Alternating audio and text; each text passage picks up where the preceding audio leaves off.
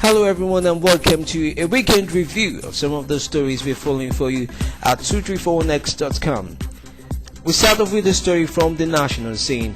More bombs rock Borno State. Several people were wounded in a bomb blast in Maiduguri on Saturday, a city in remote northern eastern Nigeria which has been plagued by almost daily attacks from radical Islamic sect. According to an officer in the Joint Task Force, Azam Mohammed said 3 soldiers have been injured in the Saturday evening bomb blast that occurred close to the palace of the Shehu of Borno. The announcement last week by the Central Bank of Nigeria (CBN) that 3 rescued banks have made significant milestones in their recapitalisation effort came as a relief to many financial markets put it.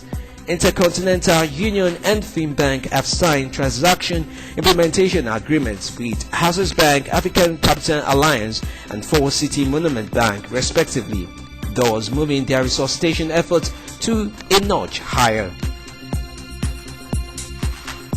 And of course, a metro story that has been getting a lot of media attention and of course reviews is Ikorodu groans on the collapsed roads. Though Ikorodu was unaffected by the recent flood disaster that overwhelmed most parts of Lagos metropolis, it has however been battling a more serious crisis every rainy season: the problem of collapsed roads. Reputed to be one of the fastest growing local governments in the state, years of infrastructural neglect has led to a myriad of dilapidated roads dotting the community.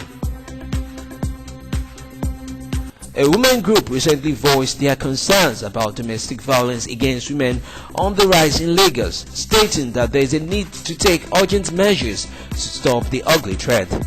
This group, who noted the death of 28-year-old Titilayo Arulu, who was allegedly killed by her husband Akolade during a scuffle, as one of the incidents of violence despite the domestic violence law in the state since 2007.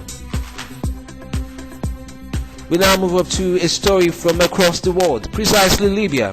Explosions rock central Tripoli for the second night in a row, and Britain said weeks of NATO's bombardment had inflicted extensive damage on Muammar Gaddafi's heavily fortified compound. Libya's leader is clinging to power despite a 4-month-old NATO air campaign and a lengthening conflict with rebels seeking an end to his 41-year rule and who have seized large swathes of the northern African country.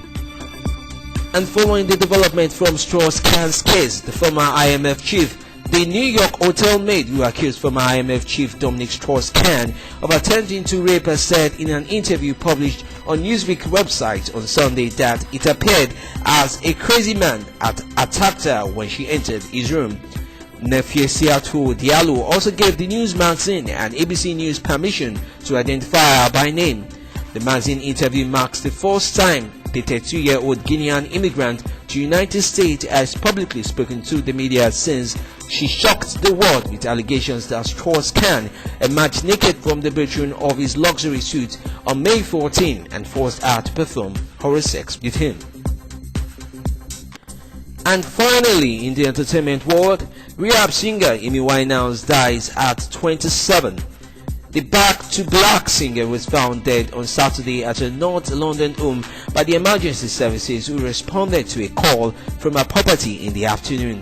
According to Metropolitan Police spokesman, it was confirmed that a 27-year-old woman had died in Campton.